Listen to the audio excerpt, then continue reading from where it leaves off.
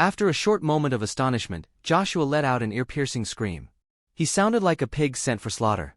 "How dare you, you imbecile!" Edwin's eyes almost popped out of their sockets. He couldn't believe Dustin had the guts to chop Joshua's arm off in front of everyone. He'd crossed the line. How dare you harm Josh?"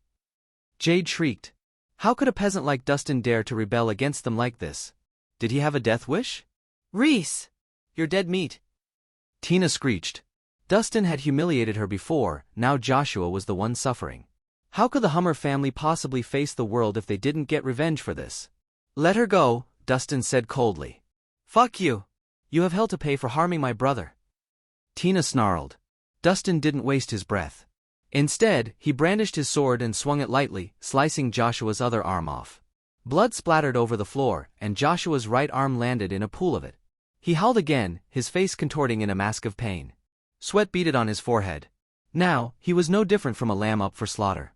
His earlier arrogance and dominance had dissipated. "You abomination! How dare you! This is outrageous!" Dustin's second attack brought about more furious exclamations. It was bad enough that he'd chopped Joshua's left arm off, he'd now made things worse by chopping off the right one as well. It was an insult to the Hummer family's dignity and pride. Amidst their fury, the members of the Hummer family came to a conclusion: Dustin was a madman. "Let her go!"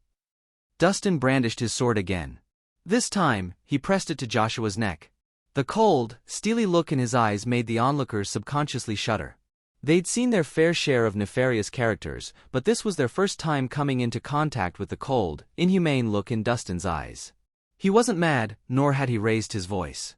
On the contrary, he'd been calm and collected throughout the whole exchange. However, the more he acted like that, the more terrifying it was. There was no doubt in everyone's minds that he would behead Joshua if the Hummer family didn't do as he said. Let her go!"